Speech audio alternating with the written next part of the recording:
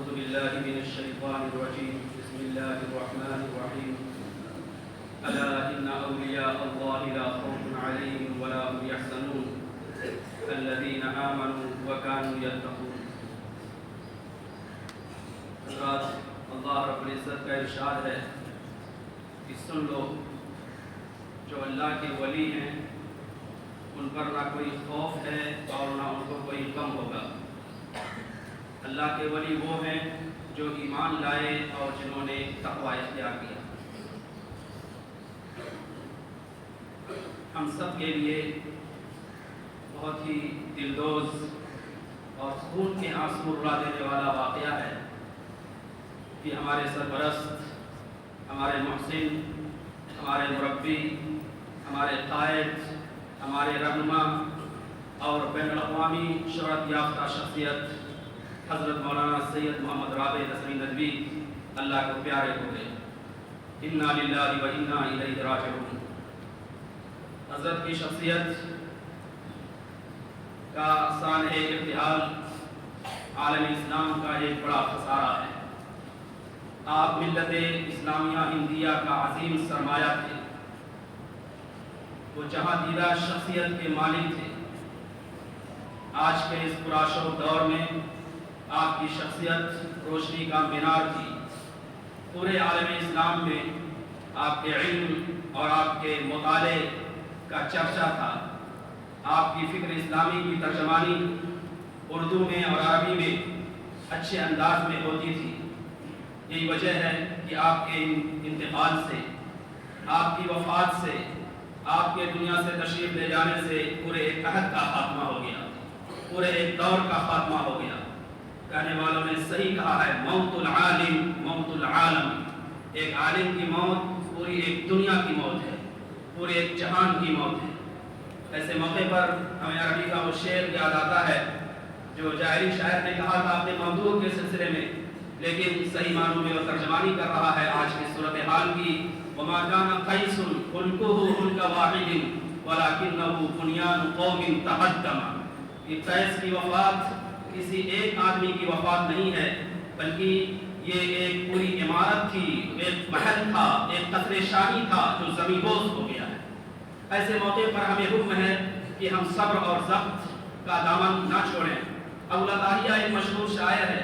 اس نے ایک شخص کے لڑکے کے وفات کے موقع پر جس کا نام محمد تھا کہا تھا، اصبر لکل مصیبت و تجلدی. ہر مصیبت اور ہر پریشانی کے وقت صبر کرو. وَعْلَمْ بِأَنَّ الْمَرْءَ غَيْرُ مُخَلَّدِ. یاد رکھو کہ دنیا میں انسان کو بقا دوام نہیں. فَإِذَا ذَكَرْتَ مُحَمَّدًا وَمُصَابَهُ. جب تم اپنے لڑکے محمد اور اس کی مصیبت کو یاد کرنا، فَاذْكُرْ مُصَابَكَ بِالنَّبِيِّ مُحَمَّدِ. تو یاد کر لینا کہ ہمارے آقا جناب محمد رسول اللہ صلی اللہ علیہ وسلم دنیا میں تشریف لائے تھے، ان کو بھی یہاں سے جانا پڑا. دنیا میں کسی کو بقا و دوام نہیں ہے. کل من علیہا فان ویبقى وجہ ربک ذو الجلال والاکرام. میرے بزرگوں، حضرت کی شخصیت پر کتابیں لکھی جا رہی ہیں اور لکھی جائیں گی، مضامین لکھے جا رہے ہیں اور لکھے جائیں گے. ان کی خود کتابیں 60 اور 70 سے زیادہ ہیں. عربی میں بھی ہیں، اردو میں بھی ہیں، انگریزی میں بھی ہیں، ہندی میں بھی ہیں، دیگر زبانوں میں ان کے ترجمے ہوئے ہیں. لیکن یاد رکھنے کی چیز ہے کہ حضرت نے ہمارے سامنے کیا پیام چھوڑا، کیا پیغام چھوڑا. ان کی جو صلابت تھی، ان کی جو پختگی تھی، ان کے جو رسوخ تھا، اس پر ہمیں نظر رکھنے کی ضرورت ہے. مختصر طور پر اگر دیکھا جائے تو ان کی شخصیت 1929 سے شروع ہوتی ہے. خاندانی مکتب میں انہوں نے تعلیم حاصل کی، پھر دارالعلوم العلماء تشریف لائے. بیچ میں 1 سال کے لیے دیوبند تشریف لے گئے، لیکن تقسیم کا جب سانحہ پیش آیا تو پھر ندوے ہی میں آ کر تعلیم مکمل کی. 1948 میں انہوں نے یہاں سے سند فراغت حاصل کی. اس کے بعد معاون مدرس کی حیثیت سے تقرر ہوا. بیچ میں 1 سال کے لیے آپ حجاز تشریف لے گئے. اس میں مولانا عبداللہ عباس صاحب ان کے ساتھ تھے، مولانا عبدالرشید اعظمی صاحب تھے، مولانا رضوان علی ندوی تھے، مولانا محمد طاہر حسینی تھے. پھر وہاں سے آنے کے بعد باقاعدہ استاد مقرر ہوئے اور مسلسل تدریس، تصنیف، تعلیف کے ذریعے سے لوگوں کو مالا مال کرتے رہے. لاکھوں کی تعداد میں شاگردوں کی تعداد دنیا میں پھیلی ہوئی ہے اور آپ کے لیے دعائیں مغفرت کر رہی ہے. آپ نے 1959 میں الرائد کے نام سے 15 روزہ عربی میں ایک رسالہ جاری کیا. 1970 میں آپ طب کے شعبہ عربی کے صدر بنائے گئے اور 1993 میں آپ یہاں کے مہم بنائے گئے اور 2000 میں حضرت مولانا کے انتقال کے بعد بعد آپ کو ناظم العلماء بنایا گیا اور حضرت قاضی مجاہد اسلام قاسمی کے انتقال کے بعد 2003 میں مسلم پرسنلہ بورڈ کا صدر بنایا گیا اور پورے 20 سال تک ملت اسلامیہ ہندیہ کی پوری حکمت کے ساتھ بصیرت کے ساتھ دانشمندی کے ساتھ قیادت کرتے رہے.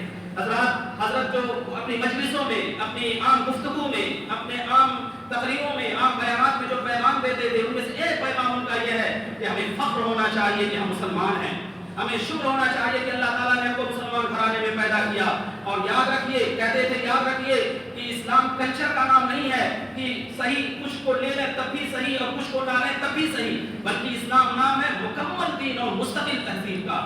مکمل دین اور مستقل تہذیب کا نام اسلام کو من وعد عقائد سے لے کر معاملات تک, اخلاق سے لے کر عبادات تک پورے کے پورے کو اسلام کو اپنے اوپر طاری کرنا ہے, تب جا کر صحیح اسلام کا تصور سامنے آئے گا. حضرت فرماتے تھے کہ اللہ نے انسانوں کے اندر بے پناہ صلاحیتیں رکھی ہیں. صلاحیتوں کی مثال ایک تخم کی سی ہے, ایک بیج کی سی ہے. وہ تخم ایک طرح درخت اختیار کر لیتا ہے. ایسے ہی بچوں کے اندر بے پناہ صلاحیتیں ہوتی ہیں. ان کے اندر جو تخم ہے اس کو بڑھایا جا سکتا ہے.